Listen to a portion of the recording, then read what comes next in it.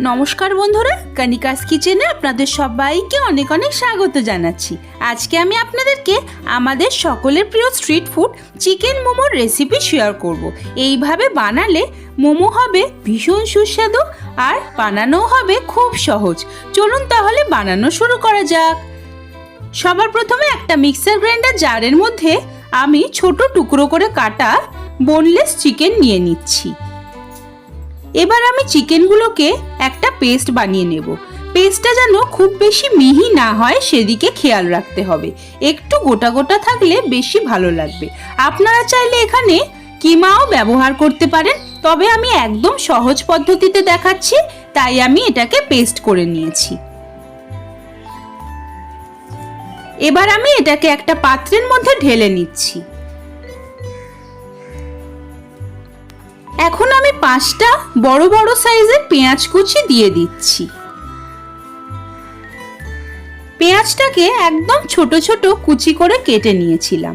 এখন দিয়ে দিচ্ছি কাঁচা লঙ্কা কুচি, ঝাল আপনারা আপনাদের স্বাদ অনুসারে দেবেন। এখন দিয়ে দিচ্ছি ছোট টুকরো করে কেটে রাখা আদা কুচি। সবকিছু একদম ছোট ছোট করে কাটতে হবে। রসুন কুচিও দিয়ে দিচ্ছি।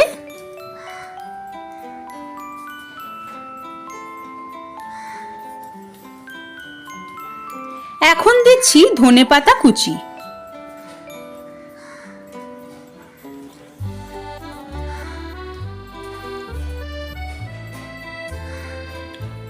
ধনেপাতা কুচি দেওয়ার পর দিচ্ছি স্প্রিং অনিয়ন কুচি।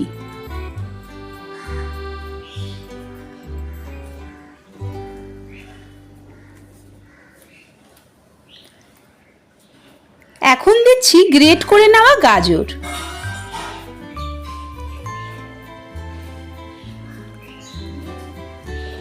2 চামচ পরিমাণে দিয়ে দিচ্ছি ব্ল্যাক পেপার পাউডার, মানে গোলমরিচের গুঁড়ো।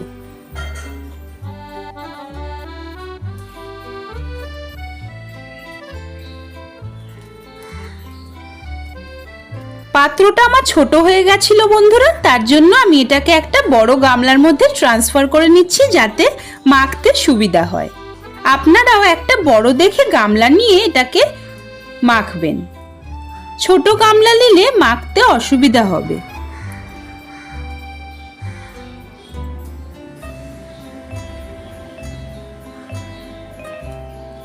এই পর্যায়ে আমি দিয়ে দিচ্ছি স্বাদ অনুসারে লবণ।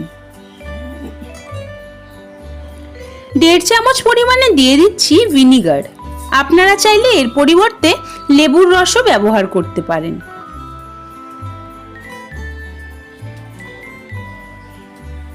1 চামচ দিয়ে দিচ্ছি চিনি। এখন হাত দিয়ে সমস্ত কিছু ভালো করে মেখে নিচ্ছি।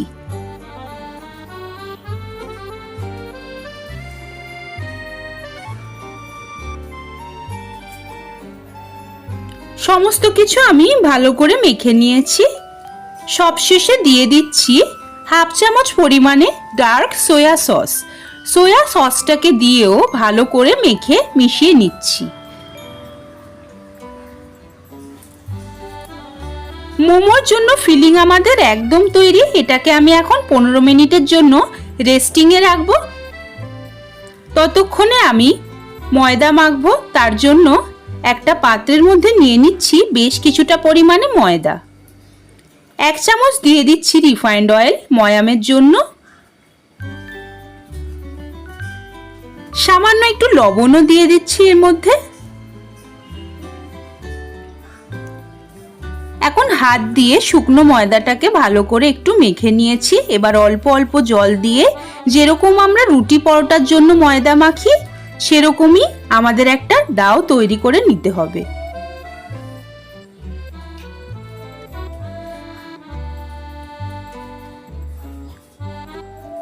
দেখুন বন্ধুরা, আমাদের ডাও একদম তৈরি মোমোর জন্য। এটাকে আমি কিছুক্ষণের জন্য রেস্টিংয়ে রাখবো ঢাকা দিয়ে।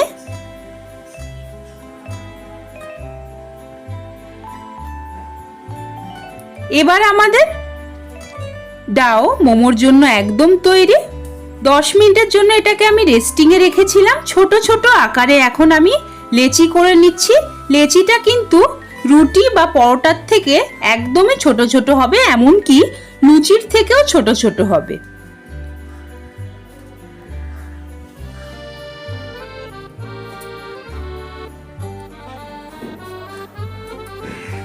এবার আমি স্যুপ বানাবার জন্য গামলার মধ্যে জল বসিয়ে দিয়েছি আর মুরগির বুকের মাংসের মধ্যে যে হাড়টা থাকে সেটা দিয়ে দিচ্ছি। আমি 2 চামচ ভরে ভরে দিয়ে দিচ্ছি মোমোর জন্য যে ফিলিংটা আমরা বানিয়ে রেখেছিলাম সেটা। এখন চামচ দিয়ে সমস্ত কিছু মিশিয়ে নিচ্ছি। রসুন কুচি দিয়ে দিচ্ছি অল্প একটু, আদা কুচিও অল্প একটু দিয়ে দিচ্ছি। গোলমরিচের গুঁড়ো দিয়ে দিচ্ছি অল্প একটু, 1/4 চামচ মতন। 1 চামচ পরিমাণে দিয়ে দিচ্ছি রিফাইন্ড অয়েল। স্বাদ অনুসারে দিয়ে দিচ্ছি লবণ। এখন আমি একটা ছিদ্রযুক্ত থালা নিয়ে নিয়েছি, তার মধ্যে সামান্য একটু রিফাইন্ড অয়েল দিয়ে ভালো করে চারিদিকে মাখিয়ে নিচ্ছি, যাতে আমাদের মোমোগুলো স্টিম হওয়ার পর খুব সহজভাবেই তুলে নেওয়া যায়। এখন যে স্যুপের গামলাটা বসিয়েছিলাম তার উপরে এই থালাটা দিয়ে ঢাকা দিয়ে 10 মিনিটের জন্য রেখে দেব। ফ্লেম কিন্তু মিডিয়ামে রয়েছে। এখন আমি একটা মজারেলা চিজ নিয়ে সেটাকে ভালো করে গ্রেট করে নিচ্ছি। এটা সম্পূর্ণই অপশনাল, আপনারা চাইলে দিতেও পারেন আবার নাও দিতে পারেন।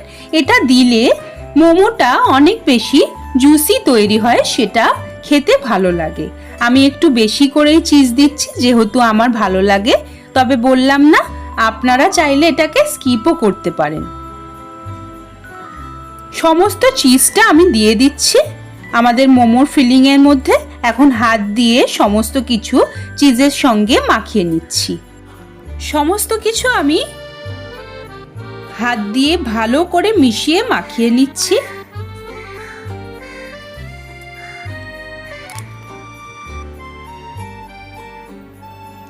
মোমোর জন্য ফিলিং আমাদের একদম তৈরি। এবারে আমি একটা চাকতির মধ্যে কিছুটা গুঁড়ো ময়দা নিয়ে যে লেচিটা আমরা করে রেখেছিলাম তার মধ্যে একটা নিয়ে আপনাদেরকে বেলে দেখিয়ে দিচ্ছি যে কিভাবে বেলতে হবে। বেলাটা একটু পাতলা করে করতে হবে, আবার খুব বেশি কাগজের মতো পাতলা করলেও হবে না, বেশ পাতলা করতে হবে। এখন 1 চামচ পরিমাণে আমি ফিলিংটা দিয়ে আপনাদেরকে মুড়ে দেখিয়ে দিচ্ছি যে কিভাবে মুড়তে হবে। এইভাবে আঙুল দিয়ে কুচি কুচি করে যেতে হবে। দেখুন বন্ধুরা, এটা করা খুব সহজ। প্রথম প্রথম হয়তো দেখতে খারাপ লাগবে, তারপরে দেখবেন একদম পারফেক্ট ভাবে সবকটা তৈরি হয়ে যাবে। প্রত্যেকটা আমি করে নিয়েছি। এবারে আমি কুচিগুলোকে করে মুখটাকে ভালো করে পেঁচিয়ে দিয়েছি, ফুলের মতন একটা ডিজাইন বানিয়ে নিয়েছি। এবারে আবারও আপনাদের আমি করে একটা দেখিয়ে দিচ্ছি। প্রথমে পাতলা করে বেলে নিচ্ছি লেচিটাকে।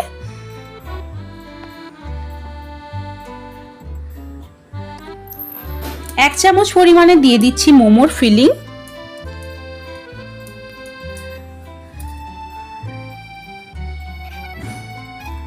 কুচি করে নিচ্ছি হাত দিয়ে ছোট ছোট করে।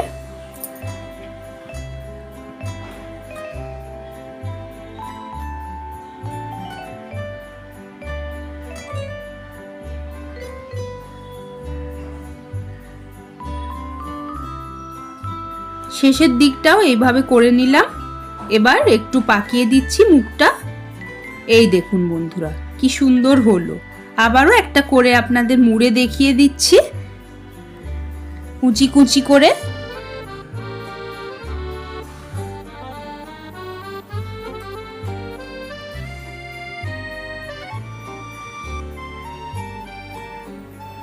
দেখুন বন্ধুরা এটাও কি সুন্দর দেখতে হলো।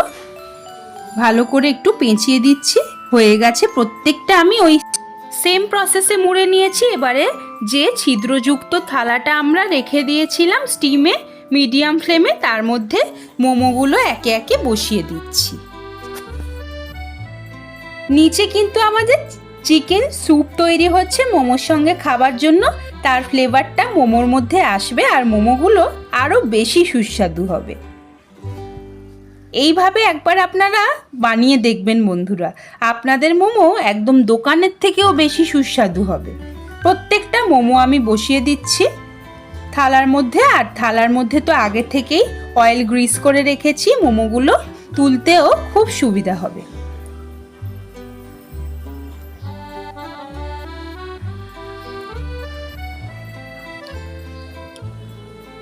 এবার আমি ওপর থেকে ঢাকা দিয়ে দিচ্ছি 5 মিনিটের জন্য হাই আর 10 মিনিটের জন্য মিডিয়াম ফ্লেমে এগুলোকে স্টিম করে নিয়েছি। দেখুন বন্ধুরা, মোমোগুলো ফুলে গেছে কি সুন্দর, তার মানে সেদ্ধ হয়ে গেছে খুব ভালো করে। দেখে নিশ্চয়ই বুঝতে পারছেন আপনারা। এবার এগুলোকে আমি নামিয়ে নেব। কি সুন্দর দেখতে হয়েছে দেখুন প্রত্যেকটা মোমো, দেখেও মনটা ভালো হয়ে যায়। দেখুন বন্ধুরা, স্যুপটাও আমাদের একদম ভালো করে হয়ে গেছে, দেখতে কি সুন্দর লাগছে। এবারে আমি একটা বোলের মধ্যে স্যুপটাকে নিয়ে নিচ্ছি হাতায় করে। স্যুপের উপর থেকে দিয়ে দিচ্ছি কিছুটা কুচনো স্প্রিং অনিয়ন আর ধনেপাতা। মোমোর ওপরেও গার্নিশিংয়ের জন্য দিয়ে দিচ্ছি স্প্রিং অনিয়ন কুচি আর ধনেপাতা কুচি। বাস, আমাদের মোমো একদম তৈরি। এইভাবে একবার বানিয়ে আপনারা আমাকে কমেন্ট করে জানাবেন যে আপনাদের কেমন লাগলো। ভালো লাগলে লাইক করবেন, আমার চ্যানেলকে সাবস্ক্রাইব করে আমার পাশে থাকবেন, বন্ধুদের সঙ্গেও বেশি বেশি করে শেয়ার করবেন।